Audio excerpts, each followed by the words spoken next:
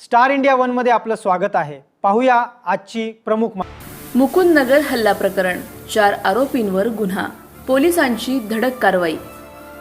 धीरज परदेशी हल्ला प्रकरणात मोठा ट्विस्ट, आरोपी युनुस शेख जेरबंद। अहिल्यानगर शहरातील मुकुंदनगर परिसरात घडलेल्या धक्कादायक घटनेने खळबळ उडाली आहे। स्ट्रीट लाईट पॅनलचे काम सुरू असताना धीरज कसरूसिंग राजपूत उर्फ धीरज परदेशी यांच्यावर जीवघेणा हल्ला करण्यात आल्याचा गंभीर प्रकार समोर आला आहे।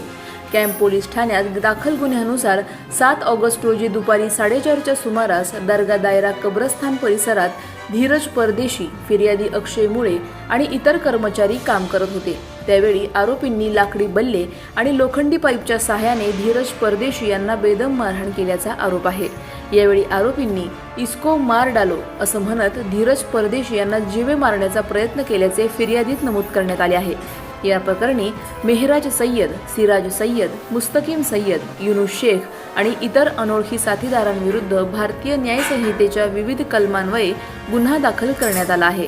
दरम्यान आरोपी युनुस खानसाहेब शेख याला पोलिसांनी अटक केली असून इतर आरोपींचा शोध सुरू आहे। या घटनेमुळे मुकुंदनगर परिसरात तणावाचे वातावरण निर्माण झाले आहे। अधिक माहितीसाठी स्टार इंडिया वन न्यूज पाहत रहा। चॅनलला सबस्क्राइब करा आणि अशाच अपडेट्ससाठी बेल आयकॉन दाबा।